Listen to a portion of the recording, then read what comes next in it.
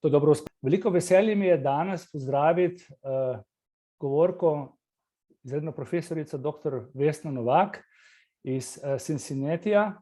Tam je zdaj ura 8, če se ne motim, zjutraj, tako da smo, tako je, ja, 6-urni razliki. In še posebej me pa veseli, ker bo današnja tema drugačna od vseh ostalih, ki smo jih do sedaj predstavljali, in sicer tema, ki je gotovo, prepričan sem, vsak izmed nas že izkusil. In sicer gre se za fiziološko sinhronizacijo kot oceno medsebojne povezanosti. Kaj se skriva za tem naslovom, nam bo povedala izredna profesorica dr. Novakova, ki je profesorica elektrotehnike in računalništva na Univerzi v Cincinnatiju, predtem pa je doktorirala leta 2011 na Univerzi v Ljubljani in potem kot postdoktorska raziskovalka na ETH-ju v Zürichu od leta 2012 do 2014 se ukvarjala z raziskavami na tem področju.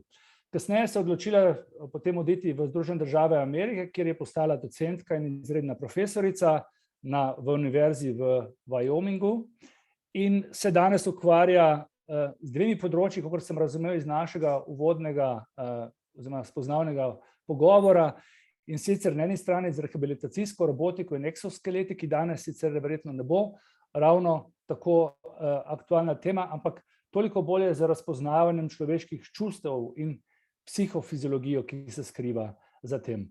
Jaz osebno dojemam tako obliko sinhronizacije, o kateri bo danes govora, kot merilo kvalitete pogovora, in mislim, da vsaj v tem pandemičnem premoru je toliko pomembneje, da razumemo to medosebno komunikacijo in sodelovanje med dvema govorcema.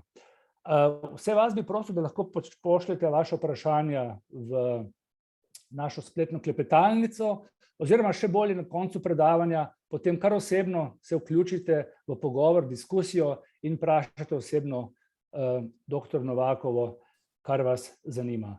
S tem predajam besedo gospe dr. Novakovi in že nestrpno pričakujem vaše predavanje. Najlepša hvala. Najlepša hvala za predstavitev. Ja, hvala vsem, ki ste prišli. Upam, da bo zanimivo, se opravičujem za mojo izrabljeno slovenščino, ampak bomo nekako prenesli. Danes bomo govorili o fiziološki sinhronizaciji in zdaj, da o tem govorimo, moramo pa nekako začeti s temo razpoznavanja čustev iz fizioloških meritev, ker je vedno bolj popularna tema v računalništvu. Tako da najprej bomo govorili o osnovah tega področja, potem vam predstavim te naše prve raziskave na tem področju s posamezniki, potem pa raziskave na področju parov, najprej tekmovanje, potem pa pogovarjanje, kar je naša najbolj trenutna tema. In celo področje se je začelo s tem, da pač so ljudje delali z računalniki in vsi veste, kako delaš z računalnikom. Natipkaš nekaj, klikneš nekaj, potem se mogoče odzove, mogoče se neodvisno, kako se počuti, ampak čaka, da nekaj klikneš in potem se odzove. In tam enkrat v 80-ih, 90-ih so ljudje začeli razmišljati, kaj če bi bil računalnik top pameten, da bi sam po sebi lahko zaznal, kako se človek počuti. Recimo, da računalnik vidi, da je človek pod stresom in potem pomaga. To so začeli razvijati v 80-ih za recimo pilote, da če pilot zaspi, da bi lahko računalnik sam prevzel nadzor.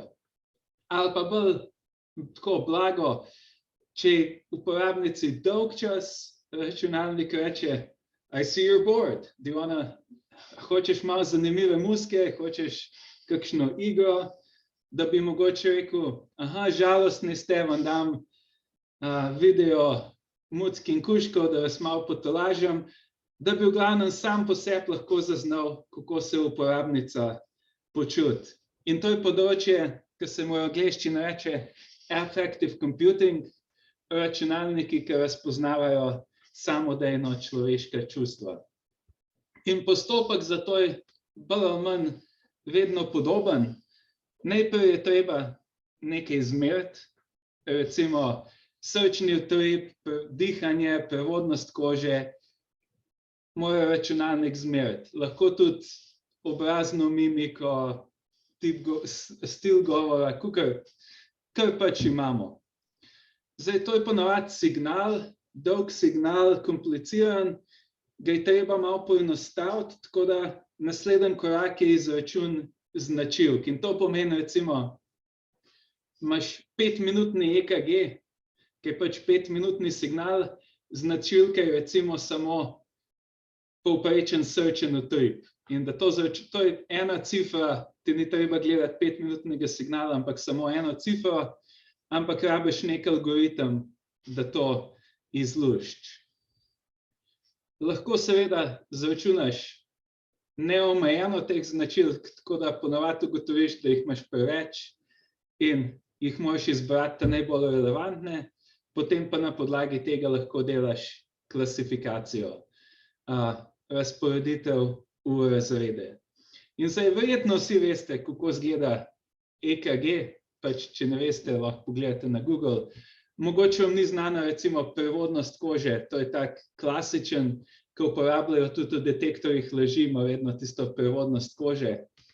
Stvar izgleda nekako takole, če zajameš signal, prevodnost kože med počitkom, dosti nizka, tak gladek signal.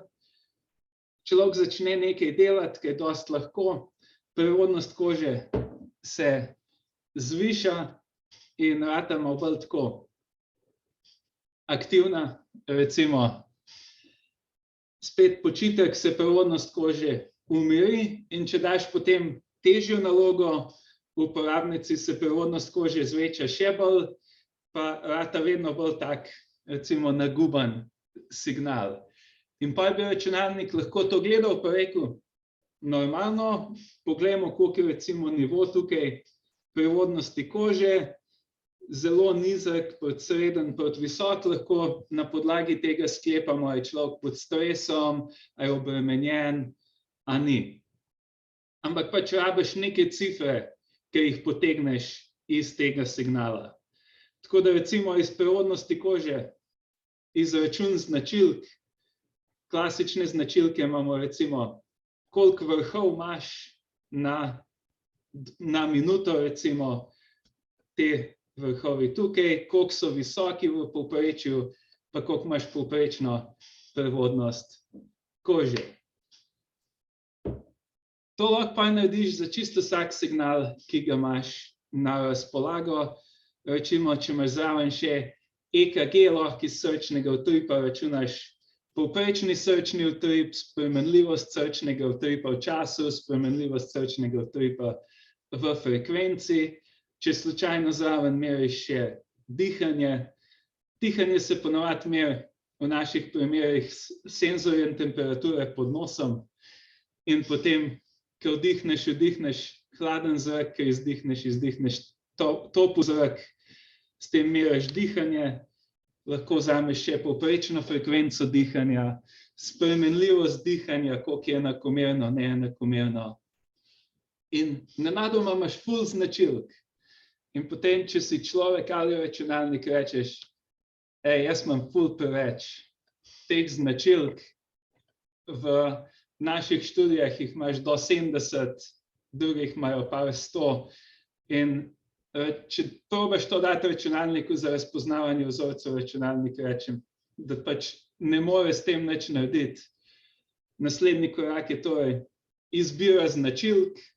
To so algoritmi za to, da pač rečeš, ok, te tri bomo vzeli, te tri so najbolj relevantne, na podlagi tega se bomo odločali.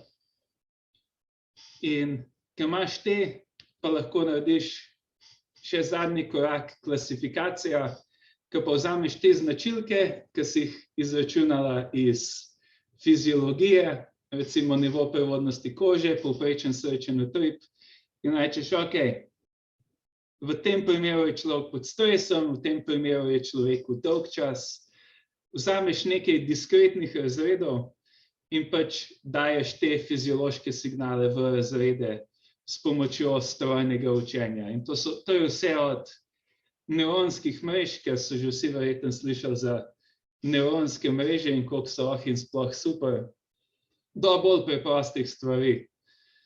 ker pač osnovna matematika in statistika. Glavni cilj je, štartaš s temi surovimi signali, potegneš ven cifre, naprimer povprečni srčni utrip, in s klasifikacijo rečeš, v tem primeru je človek pod stresom, v tem primeru je človeku dolgčas, karkoli se pač dogaja.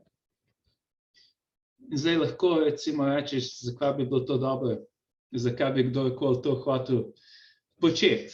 Veliko razlogov, recimo o sinhronizaciji bomo govorili v primerih izobraževanja, ker recimo bi profesor hotel vedeti, kateri študente dejansko zanima predavanje, pa kdo totalno sploh ne sledi. Ker če imaš recimo 60 študentov v predavalnici, ne moreš čisto vsakemu študentu slediti pa reči, temu je dolgčas, moram se osredotočiti na tega. Če bi pa imel neko tako avtomatsko oceno za vseh 60, pa bi pa mogoče lahko ocenil. Ali pa recimo v primeru psihoterapije, da bi terapevt lahko za stranko rekla, stranka mi ne zaupa, za računalniške igre, za recimo robote, ki pomagajo ljudem, da vejo, koliko morajo pomagati, komu morajo pomagati. In na tem področju sem jaz začela delati davno 2008, stara sem že ful, I guess. Opravičujem se vsem, ki so ta slajd videli že na zagovoru mojega doktorata, ampak to so bile začetne raziskave na podlagi rehabilitacijske robotike, ki smo merili to fiziologijo in smo uporabljali za samodejno prilagajanje težavnosti. Rehabilitacija po kapi sama po sebi je precej dolgočasna. Če te kap, imaš oslabljene roke in noge, to se da pozdraviti z intenzivno vadbo, kar pomeni, da moraš delati gibe 100-krat, 1000-krat, 10 000-krat, kar lahko rata zelo dolgočasno. Plus, če imaš oslabljene gibalne sposobnosti, mogoče ne moreš delati 10 000 gibov. Tako da takrat, ko sem bila še v Ljubljani, smo s kolegi delali na področju rehabilitacijske robotike, kjer pacientke vadijo z robotom in delajo neko igro na ekranu in pač telovadijo. In cilj je, da je vadba zahtevna, ni pa spet prezahtevna, da jo človek ne bi mogel narediti. In smo rekli, ok, bomo samodejno prilagajali težavnost. Računalnik bo izmeril te fiziološke odzive, šli bomo skozi ves proces, ocenili bomo nivo stresa pacientke in bomo samodejno prilagodili težavnost igre, da bo vadba optimalna. Temu smo takrat rekli povratna zanka, včasih smo ji pravili biooperativna povratna zanka. Človek dela z nekim navideznim okoljem, vzamemo meritve in gibe, uspešnost v igri in fiziologija, vržemo v ta stroj na učenje in rečemo, ajde, zmanjšaj težavnost, povečaj težavnost. Težavnost se spremeni, človek dela naprej in to se pač dogaja na vsakih nekaj minut in cilj je, da dosežemo nek optimalen nivo težavnosti, da lahko telovadiš dolgo in intenzivno, brez da ti dolgčas, brez da si pod stresom. In naše prve raziskave na tem področju so bile z rehabilitacijo zgornjih okončin, to je ta sistem tukaj, ki imaš na zaslonu neko igro, ki lahko vidite žoge letijo proti igralki in jo moraš ujeti z robotom, robot ti pomaga, ujeti žogo, jo jameš in jo daš v košaro tukaj na ekranu. In na vsake 2 minuti smo spreminjali težavnost na podlagi fizioloških meritev. Smo rekli, ok, igra je prelahka, rabiš več žog, ker letijo vedno hitreje vate in rata igra težja, ali pa igra je pretežka, rabimo malo manj žog, malo manj stresa. In to smo takrat testirali na 23 ljudeh po kapi, ki so igrali po 14 minut in težavnost se je spremenila 6-krat na vsake 2 minuti. In samo gor ali pa dol. Težavnost je ali šla gor, šla dol, ni bilo možnosti, da pač ostane tam, kjer je. In potem smo merili, če fiziologija zna pametno prilagoditi težavnost. Da smo to ugotovili, smo vprašali še igralko. Seveda, igralka je nevtralna faza, ki se uporablja tako za ženski kot moški in ostale spole. Ampak smo vprašali igralko, kaj ona misli, in smo rekli, računalnik se je pravilno odločil, če se je odločil tako, kot bi se igralka sama odločila. In smo merili EKG, prevodnost kože, dihanje, pa temperaturo kože. In ugotovili smo, da pač, če imaš samo 2 možnosti, trivialno, če ugibaš naključno, dobiš 50-50 točnost. Če smo delali samo na podlagi uspešnosti ujemanja žog, smo dobili malo nad 80%. Če smo dodali fiziološke meritve, smo dobili približno 90% točno prilagajanje težavnosti. Ker lahko zdaj vsak reče, Novak, a pa to dobro, je to slab, a je bilo vedno dodati 10%. S tem, odlično vprašanje, gremo na naslednji primer, kjer to rata malo bolj očitno. V drugem scenariju smo delali isto stvar za rehabilitacijo spodnjih okončin in pacientka hodi v robotu, rehabilitacijski robot podpira hojo, na ekranu se kaže, kot da hodi skozi lep gozd, zelo prijetno, in na ekranu se pojavljajo ovire. In da se izogneš oviri na ekranu, moraš hoditi ali hitreje ali pa počasneje. In težavnost se prilagaja v tem primeru s tem, koliko časa imaš za reakcijo, a se ovira takoj pojavi, pa zabije vate, ali imaš še nekaj časa. In pa s tem, kako ovira izgleda. Ker najbolj preprosta ovira je, da na njej piše ustavi se ali pa pospeš, in potem moraš pač to sama po sebi narediti. Če hočeš narediti stvar zelo komplicirano, napišeš v nemščini, ali je 7 večkratnik številke 5, in če je, se moraš pospešiti, če ni, moraš upočasniti. To je malo bolj komplicirano, kako moraš se obnašati v robotu. Ampak v tem primeru smo spet s fiziologijo ocenjevali, ali je naloga lahka, ali je težka, kako jo je treba prilagoditi, da bo pacientki všeč. In v tem primeru smo imeli 4 možnosti. Težavnost bi morala biti veliko višja, rahlo višja, malo nižja ali pa veliko lažja. In v tem primeru smo preizkusili z 12 ljudmi po kapi in smo tukaj, ko imaš 4 možnosti, če naključno gibaš, imaš pač 25%, na podlagi samo uspešnosti in gibanja v robotu, algoritem za danes približno 60%, če dodaš fiziološke meritve, dobiš 75% približno.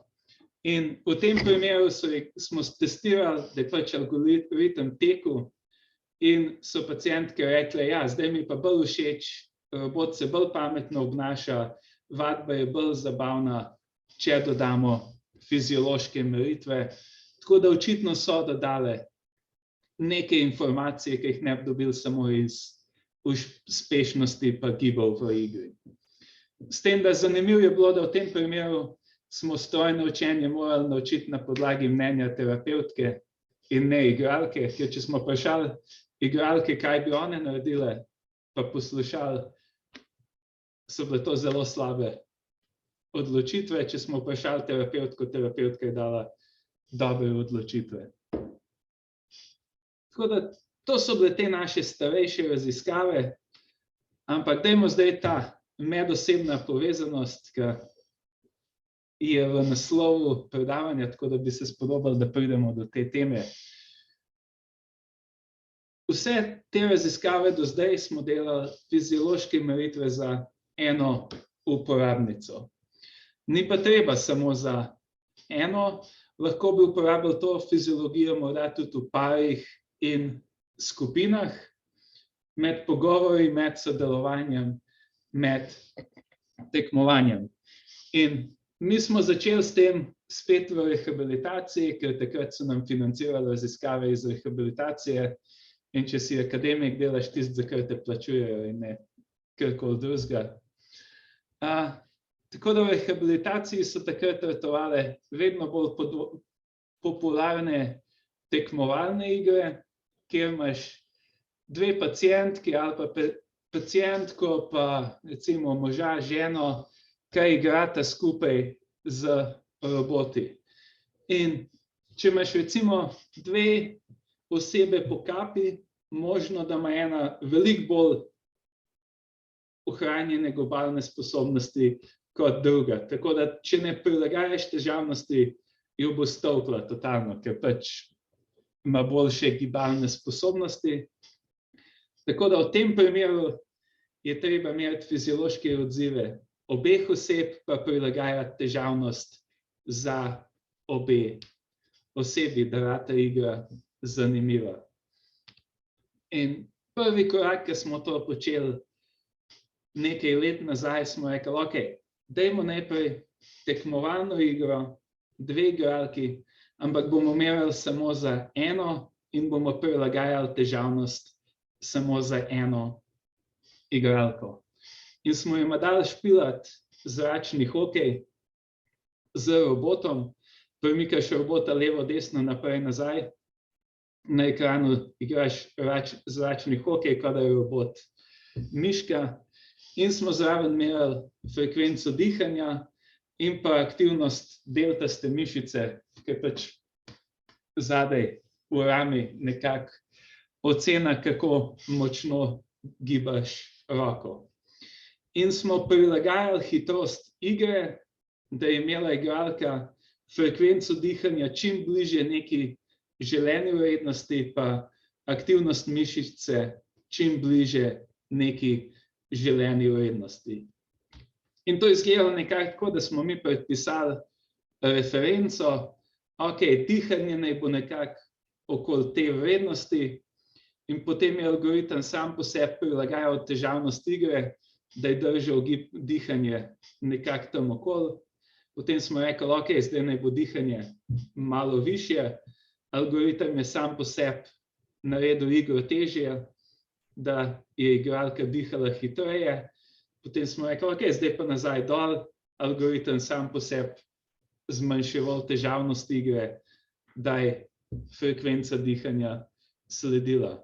Isto za recimo aktivnost deltaste mišice smo rekli, ok, najprej visoko aktivnost, ta siva je referenca, bum, znižajmo, nekako sledi referenci gor in dol, s tem, da algoritem pač meri fiziologijo in prilagaja težavnost igre, da fiziologija sledi želeni vrednosti. To je bilo nekako v planu, da bi recimo delali vadbo v intervalih, da pač intenzivno, manj intenzivno, intenzivno, manj intenzivno in bi lahko vodili s tem. Naslednji korak potem je, imamo dve osebi, zdaj pa moramo meriti za obe osebi in prilagajati težavnost za obe osebi. In smo vzeli igro Pong.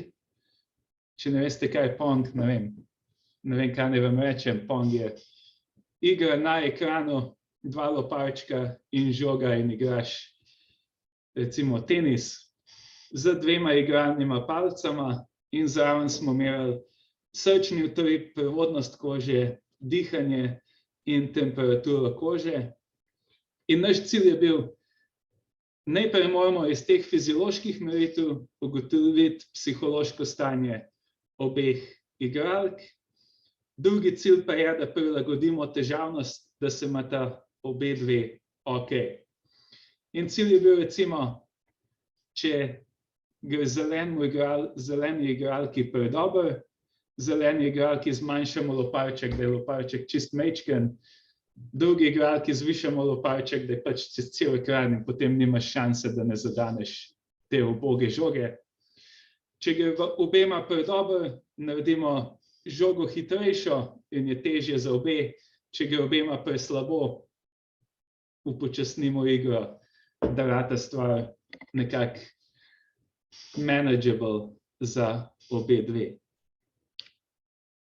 In v tem primeru smo pa štartali s to fiziološko sinhronizacijo, ki je pa zelo zanimiv koncept, ker prej ste videli, da ko smo imeli po eno udeleženko, smo imeli srčni utrip, prevodnost kože, frekvenco dihanja za tisto osebo.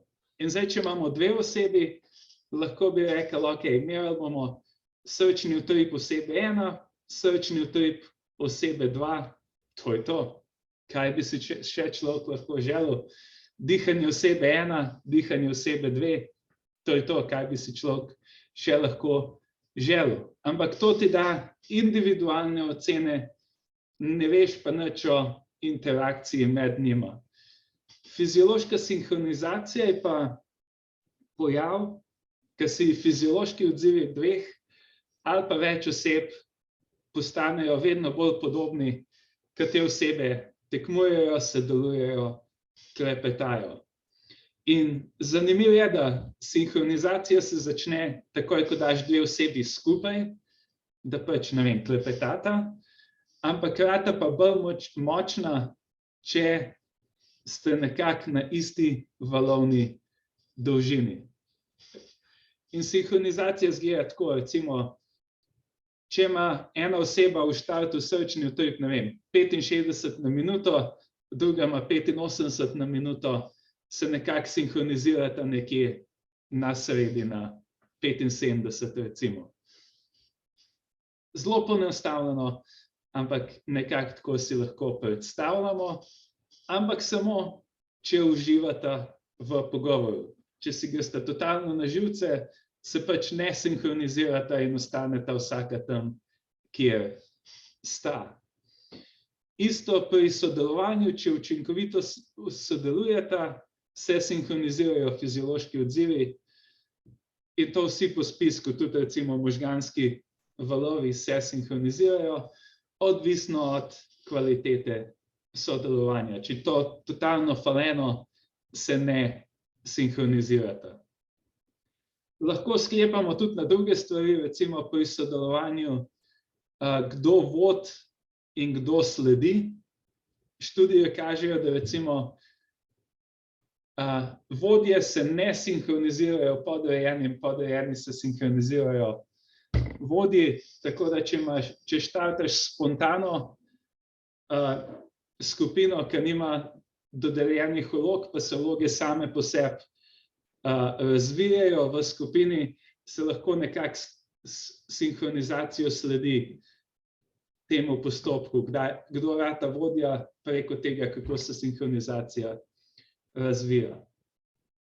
Isto velja recimo starše pa otroke,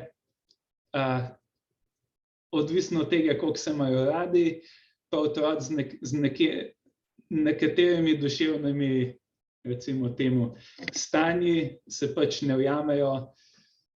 Odrasli z recimo psihopatijo se ne znajo sinhronizirati. Vse to je podzavesten proces. Noben ne ostane pa reče, danes si bom sinhroniziral frekvenco dihanja mojemu sogovorcu, ampak podzavesten proces, ki ga lahko spremljamo in na podlagi tega ocenjujemo, ali je sodelovanje uspešno, ali je pogovor uspešen, ali je tekmovanje dovolj intenzivno.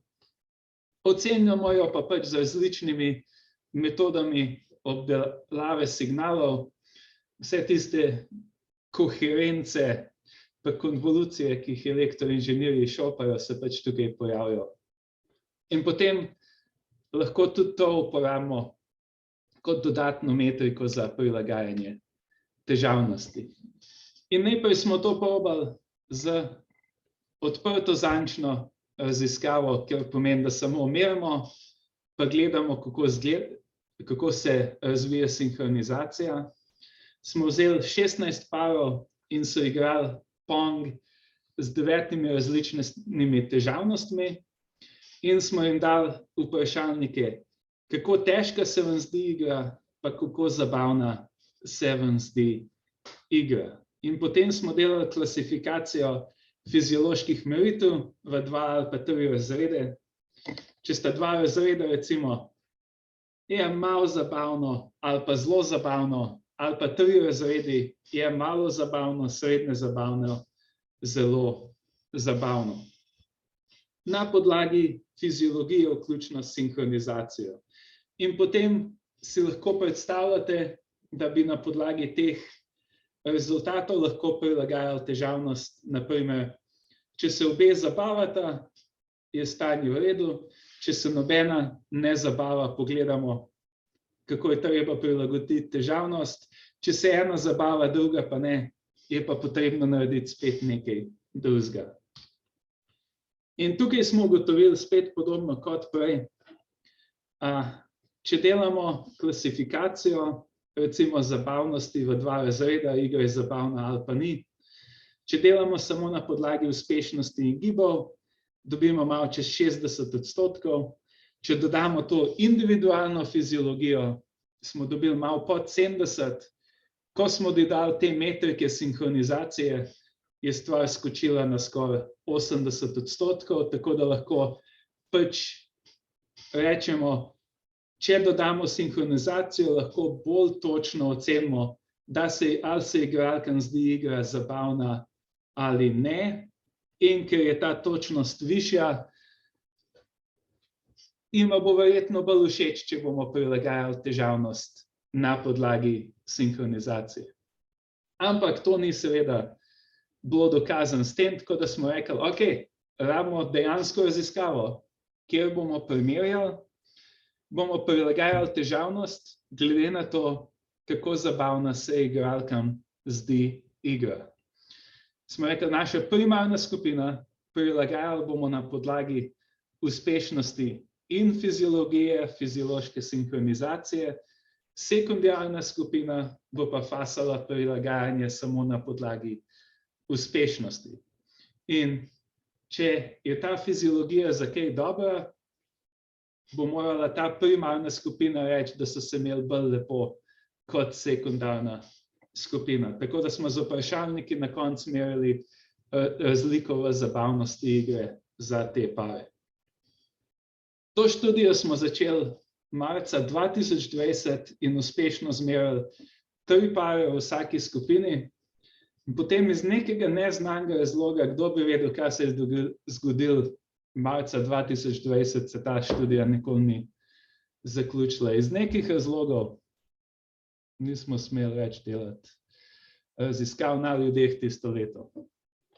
Kdo bi vedel?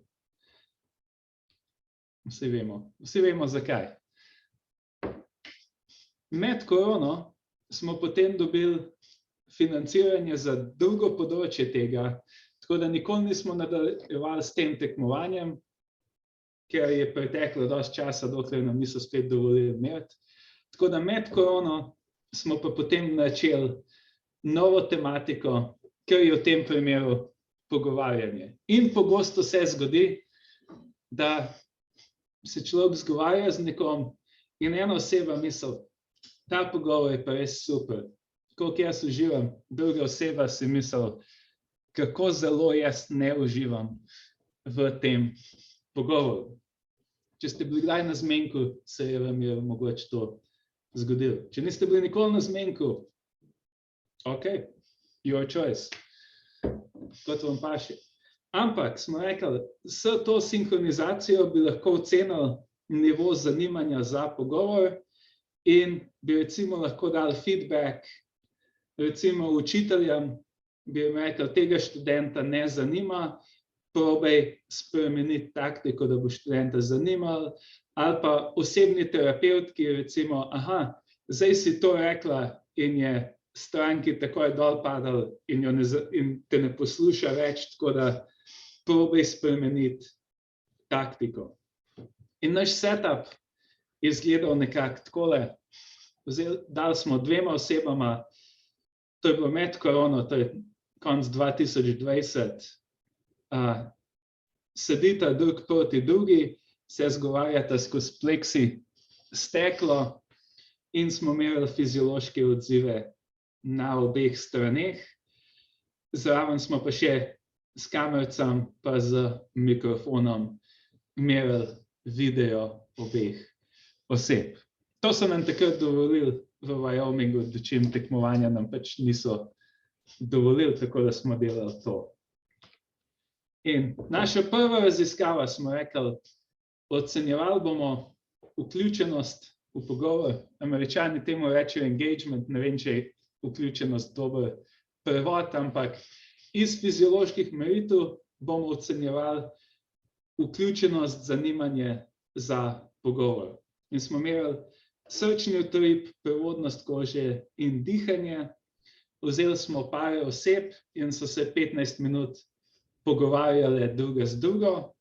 Vsakih 60 sekund, da smo dobili referenco, smo jim rekli, ocenite nivo vključenosti, samo ocena na skali od 0 do 100, ker so naredili tako, da so imeli papir pred sabo. Vsakih 60 sekund je raziskovalka dvignila roko, oni so pogledali dol, dali križec na vprašalnik in govorili naprej. In smo s tem dobili nekako oceno vključenosti v pogovor. Zraven, ker smo posneli video pogovora, je potem še naknadno raziskovalka pogledala vse te videe, pa kot eksterni človek ocenila nivo vključenosti na isti skali v pogovor. Imeli smo 16 parov, 13 so bile prijateljice, en je bil parček, 2 se nista poznala, taka ženska, nekaj mešanih parov, večinoma moški pari, ker smo to delali na tehniki, en nebinaren par. Vhod v algoritem je bila fiziologija, izhod je bila vključenost na skali 0 do 100. Tako da treniraš algoritem, da sproti pluva ven oceno te vključenosti v pogovor. In smo ga naučili na podatkih in testirali.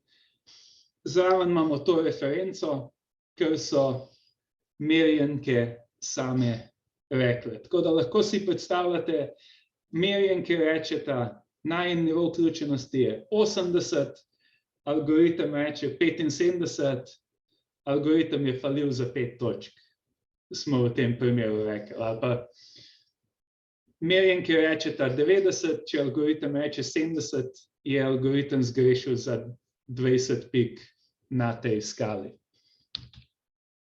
Ko smo ocenjevali točnost algoritma, v povprečju je algoritem falil za približno 12 točk, ker spet, je to dobro ali slab.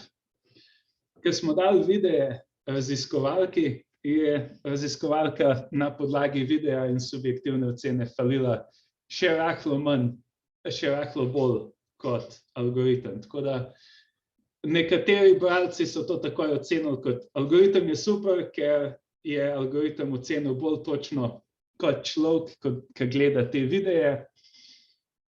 Ni pa nujno, da je to čisto res, je malo komplicirano tudi zaradi nekih metodoloških slabosti. Recimo, imeli smo samo eno ocenjevalko. Tako da kot zadnjo študijo, ki jo danes na hitro še predstavim, smo rekli, ok, ta povprečna razlika zelo težko interpretirati, kaj zdaj je to, 12 proti 15. Dajmo nekaj bolj simple raziskavo, klasifikacijo pogovorov v 4 razrede. Merjenke se bodo razgovarjale na 4 načine, dvostranski pozitiven pogovor, dvostranski negativen, enostranski, da vsaka govori.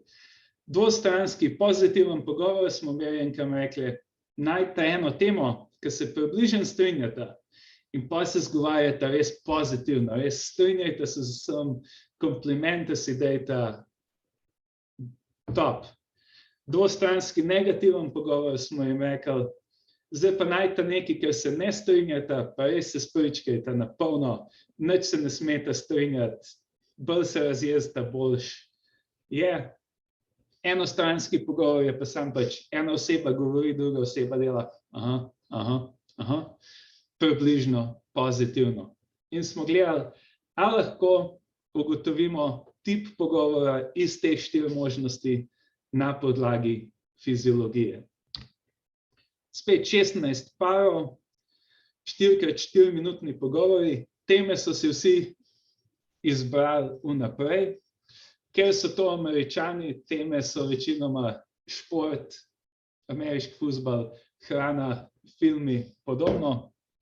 Rekli smo jim, da naj se prosim ne zgovarjajo nič kočljivega pred raziskovalci, tako da smo samo enemu paru Američanov morali reči, če se lahko prosim nehate zgovarjati tudi priseljencev in gejev, da če lahko prosim nehate. Večinoma so se pogovarjali o hrani in športu. Spet smo merili prevodnost kože, srčni utrip, dihanje pod nosom, dihanje na prsih, temperaturo kože in s preprostimi algoritmi za klasifikacijo smo ugotavljali, katero od teh 4 tipov pogovora je to zdaj to. Če imamo 4 možnosti, nauči na blef, če samo ugibaš, bi dobil 25%. Mi smo dobili točnost klasifikacije med 4 razredi 75%, tako da očitno algoritem zna razpoznavati, kakšen tip pogovora je to med enostranski, dvostranski, pozitiven, negativen. S tem, da klasifikator smo naredili tako, da je najprej algoritem ocenil, je to dvostranski ali enostranski pogovor, pa še, če je dvostranski, je pozitiven ali negativen, če je enostranski, kdo govori. Skupna točnost 75%, v tem prvem nivoju samo, je dvostranski ali enostranski, seveda 96%, ker res ni težko oceniti, a obe govorita samo ena. Spet zanimivo je bilo, da 75% smo dobili s fiziološko sinhronizacijo, takoj, ko vzamemo ven ocene sinhronizacije, je točnost padla za 10% na 65%. Čeprav smo obdržali te individualne fiziološke metrike, še zmeraj smo imeli srčni utrip obeh posameznic, samo nismo imeli metrik sinhronizacije. Ampak takoj, ko smo to vzeli ven, je točnost padla. Tako da sinhronizacija nekaj prispeva k tem ocenjevanju čustev. In zdaj naš naslednji korak je, naredili smo to klasifikacijo, lahko ocenimo stanje pogovora. Kar zdaj testiramo je feedback, damo te informacije vizualno osebam vmes, ki se pogovarjajo, pa pravimo recimo pozitivno, negativno in hočemo videti, ali bojo osebe spremenile potek pogovora. Recimo, ali se bo zgodilo, da nekdo govori in misli, da je ful zanimiv in pride pač feedback, ful si dolgočasen model. In bo pač govorec zamenjal, rekel, ok, kako lahko jaz zdaj drugače to povem, da bo zanimivo. Tako da zdaj testiramo ta vizualni feedback in najprej, kakšen je najbolj učinkovit način pokazati to in a bo to dejansko sploh uporabno. Financirajo nam trenutno National Institute for Mental Health, tako da financiranje imamo za osebno svetovanje, trenutno prijavljamo pa tudi za izobraževanje z raznimi dizajnerji, ki hočejo recimo, ok, če imaš profesorico pa 50 študentov, kako lahko to predstaviš za vseh 50, da ni to totalno preveč za uporabnice, da sploh interpretirajo. Odprta vprašanja so še vedno, koliko mora ta stvar biti sploh točna. V tem primeru, ki smo ga zdaj imeli, je bilo 75%. A je to dost? Ne vemo. To je odprto vprašanje na celem področju. Tudi ljudje, ki to delajo za recimo avtopilote v avionih, ne vejo čisto dobro, koliko mora biti točen, pa za šoferje v avtih ne vejo, aj 90 dobro, aj slabo. Ugotavljamo tudi, kako lahko te fiziološke meritve združimo z drugimi senzorji, ker še vedno bi lahko recimo tudi merili zraven s preprostim mikrofonom, koliko to govori, pa bi to nekako združili s fiziologijo, pa recimo obrazno mimiko, da bi dobili neko boljšo, točno oceno. Ta problem, kako se združi različne tipe signalov, še ni čist rešen. In pa ugotavljamo še vedno, a nam ta fiziologija da neko informacijo, ker jo udeleženke ne dobijo same po sebi. Ker prevzamemo mi, da recimo se človek, ki govori, ne zaveda, da je dolgočasen, in potem bomo dali neko vizualno informacijo in bo oseba rekla, wow, kdo bi si mislil. Možem, da ne bomo dali nobene nove informacije, ker se oseba ne bi že tako ali tako zavedala v dosti primerih. Možem, da bo ta povratna informacija o pogovoru celo moteča. Zraven pa tudi delamo raziskavo s podobnimi koncepti v scenarijih, kjer ljudje sodelujejo.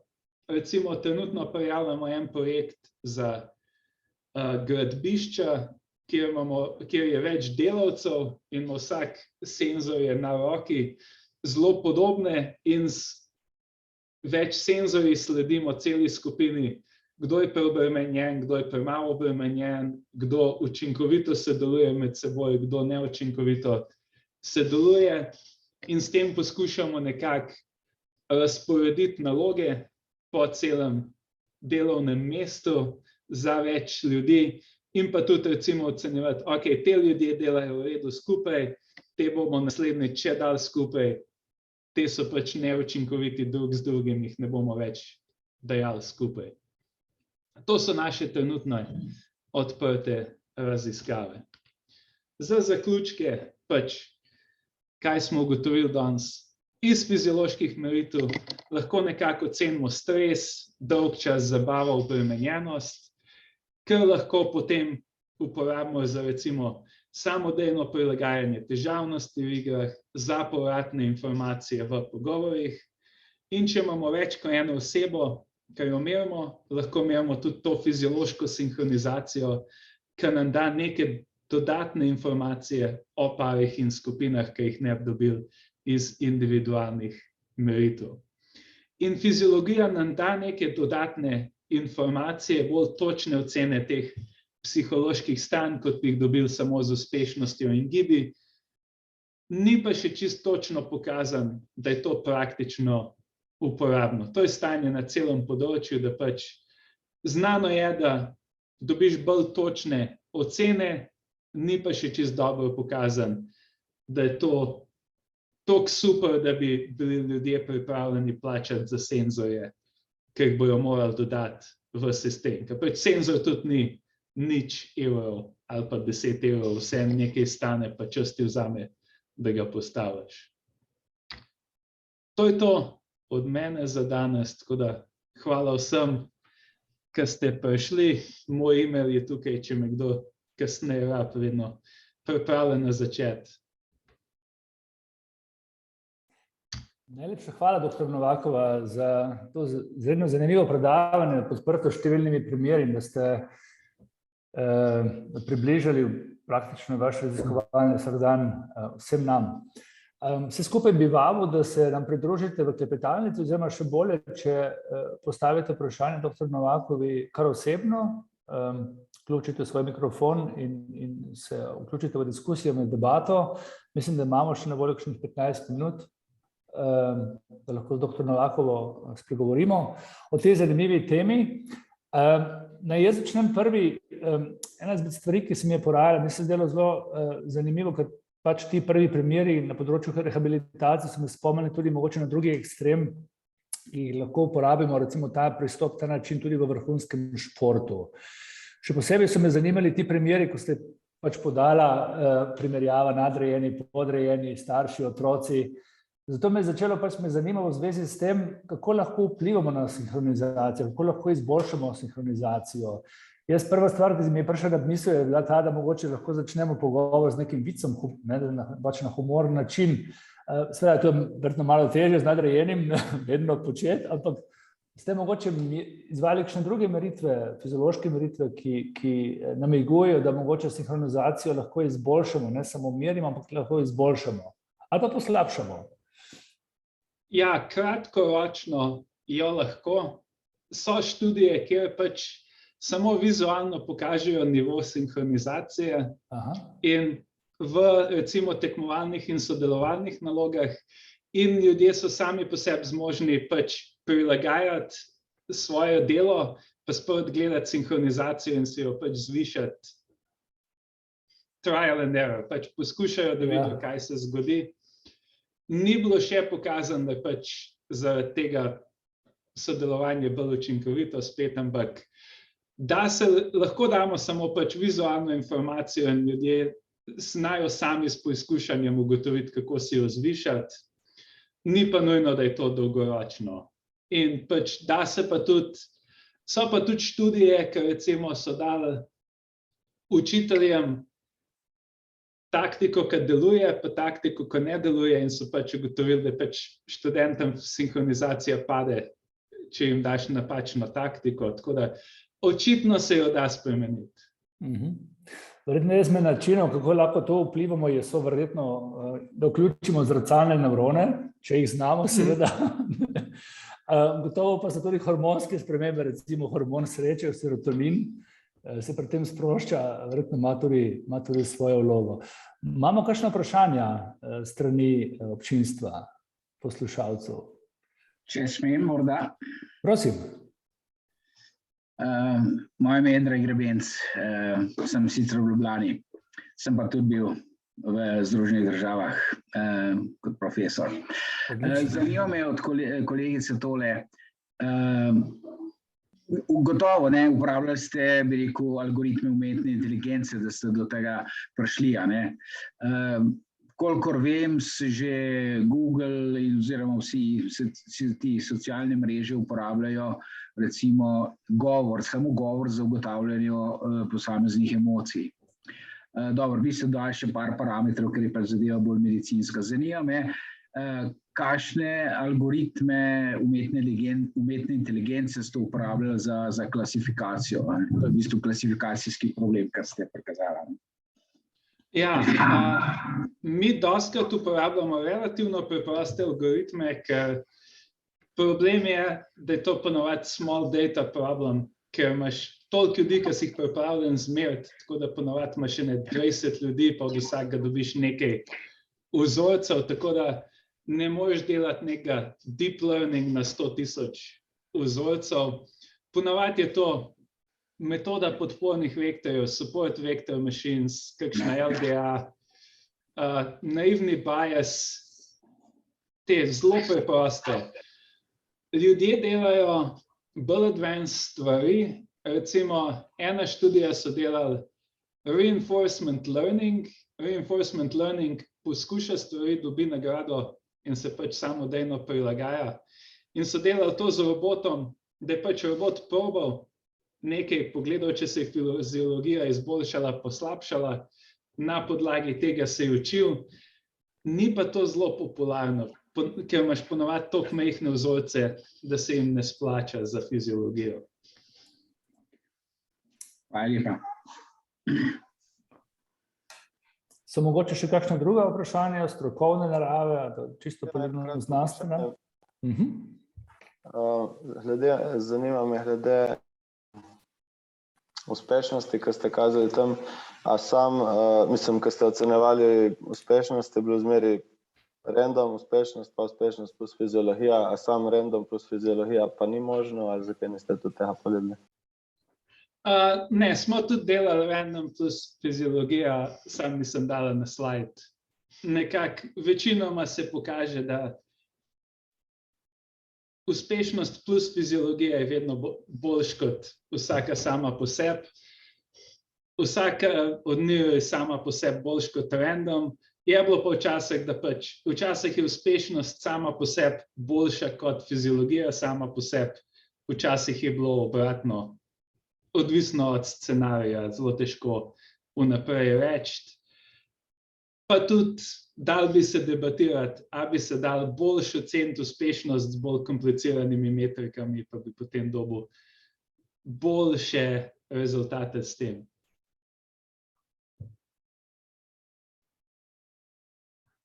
Še nekdo je vključil kamero? Ja, Alenka Polak, Pedagoške fakultete, v Ljubljani prihajam. Jaz se že par desetletij ukvarjam s timskim delom in se mi zdi ta tema izredno zanimiva, tako da sem zelo uživala v vaši predstavitvi. Proučujem tudi usklajenost medsebojnega, torej interpersonalnega zaznavanja. Seveda nismo v takih dimenzijah, da bi merili neke fiziološke odzive, ampak bolj gre za samo ocenjevanje. In seveda sem potrdila to, da na primer člani istih timov, ki se ocenjujejo kot učinkoviti timi, dajejo zelo visoko kolerirane rezultate drug o drugem kot sami o sebi. Tako da te navzkrižne povezave sem že proučevala, ampak zdaj pa eno tako provokativno vprašanje, na katerega pa seveda vsi skupaj iščemo odgovore. Torej, mi v psihologiji zelo dobro vemo, da psihopatske osebnosti zmorejo zelo dobro nadzirati tudi svoje fiziološke reakcije. Zato so pri svoji manipulaciji tako izjemno lahko učinkoviti. Mogoče kaj v tej smeri, ali gredo načrti v tej smeri, so pa to seveda tako zelo klinično naravnane študije. Hvala. Ja, ljudje so delali raziskave na področju tega, kjer so merili, temu pravijo kot dark traits, dark interpersonal traits, narcissism, psychopathy, pa še nekaj. In nekatere študije kažejo, da ta sinhronizacija se zniža, če so te metrike višje. Ne vem pa, če je to tako reliable. Bi tudi ugibala, da bi se lahko nekdo to naučil spejkati, če bi se potrudil, če bi recimo zelo, malo bolj nemoralno spet, če bi pokazal vizualno informacijo o sinhronizaciji, nekemu psihopatu bi se mogoče lahko naučil zvišati sinhronizacijo. In ljudje so to bolj benigno predlagali za avtistične otroke, da bi jim kazali sinhronizacijo, pa probali s tem zviševati sinhronizacijo kot nek način učenja. Morda bi se dali, ljudje so že predlagali, ni pa nič tako reliable na tem področju.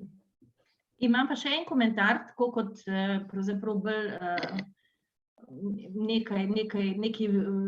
neko vizijo možne povezanosti, torej da je lahko neka spremenljivka, ki pojasnjuje to sinhronizacijo, seveda tudi zmožnost empatičnega vživljanja kot empatija kot del čustvene inteligentnosti. Tako da jaz imam zelo velika pričakovanja do znanosti, stroke na teh področjih prihodnje, kjer bodo tudi take raziskave, kot jih vi peljete, prispevale k nekim novim spoznanjem. Hvala. Hvala lepa. Imamo še nekaj časa za vprašanja, tako da kar korajžno. Ja, lahko jaz mogoče. Lepo prosim, ja. Živo, Vesna, najprej hvala za predavanje. Moja navdušenost nad tabo se zdaj ni zmanjšala, tako da v redu je bilo predavanje. Ima pa eno vprašanje tako, verjetno brez odgovora, ampak mene pa recimo, če se malo navežem na mojo predhodnico, mene pa zelo zanima ta sinhronizacija v razredu. Se pravi, da imam jaz ne 2 osebi, ampak 30, vključno s tem, da imam jaz poleg učencev še učitelje zraven.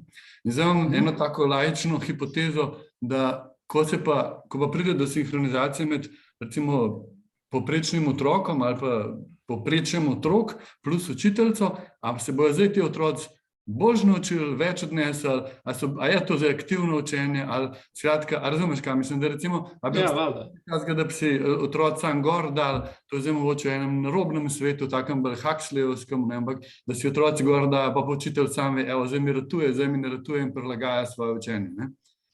Kaj si misliš? Ja, študije so pokazale, da merjenje sinhronizacije med predavanji napove nekak outcome na izpitu, da pač višja sinhronizacija nekako napove outcome na izpitu. Tako da nekaj je na tem.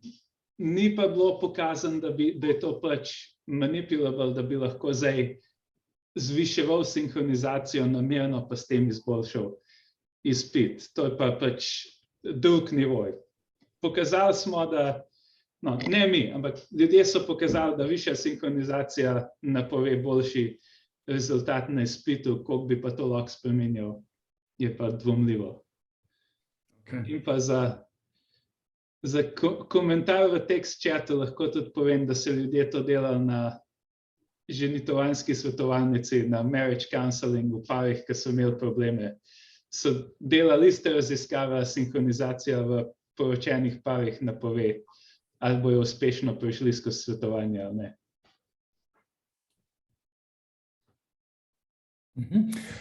Za vse tiste, ki bi se radi ogledali posnetek predstavitve predavanj dr. Novakove, vam sporočam, da bomo poslali link, povezavo na posnetek na elektronski naslov, ki ste ga navedli v prijavi. Objavili bomo pa tudi prispevek na spletni strani Svetovne mreže Univerze v Ljubljani Smula, tako da boste lahko vsi posnetek še enkrat v miru pogledali. Še eno vprašanje je bilo v klepetalnici, ki je prišlo med tem, in sicer kaj pa, če bi poskusili ob dodajanju oksitocina, bi dobili boljšo sinhronizacijo? Iskreno nimam pojma. Možno ja, možno ne, ampak oksitocin je pa toliko zunaj mojega področja, da žal si ne upam komentirati, sploh če me snemajo.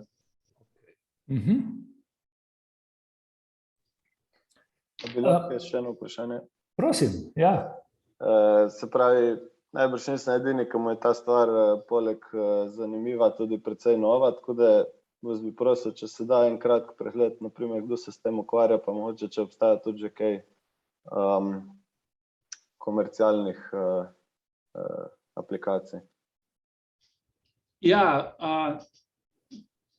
ukvarjati so se začeli v 80-ih večinoma Američani za defense, razne pilote, astronaute, air traffic control so delali v 90-ih.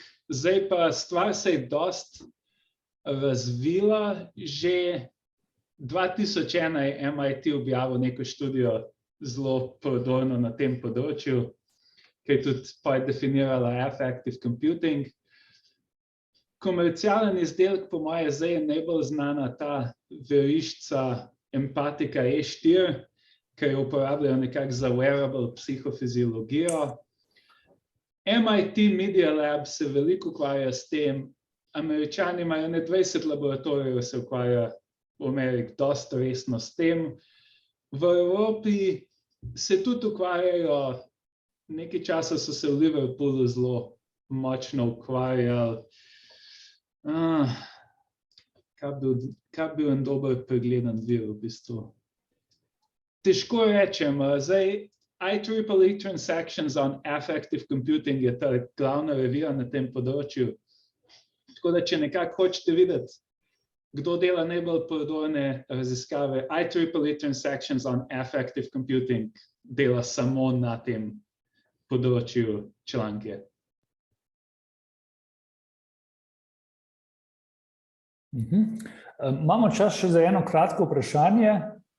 Ja, še drug del, pa kakšne pač komercialne aplikacije ali kakorkoli že tržne, če obstajajo.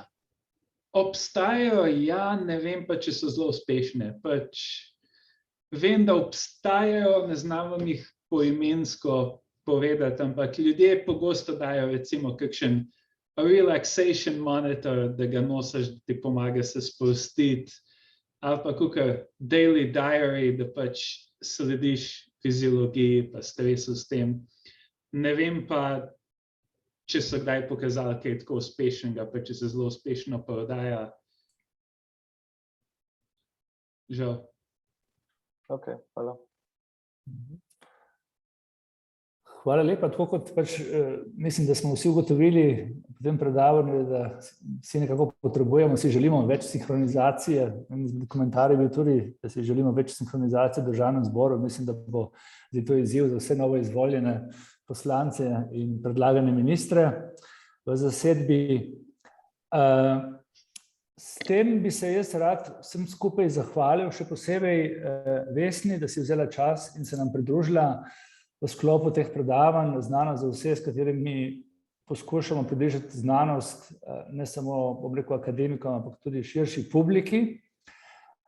Kolikor imate predloge, pripombe, kako bi lahko izboljšali te naše predstavitve, pa če imate predloge ostalih smolovcev, ki bi se nam lahko predstavili z zanimivimi izsledki raziskav, pišite nam na naslov, ki ga najdete na strani SMUL-a, Svetovne mreže Univerze v Ljubljani.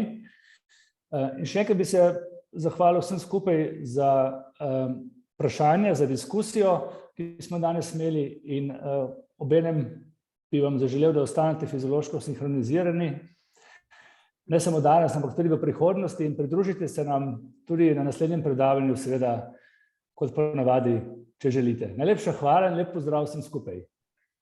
Hvala vsem. Hvala, nasvidenje.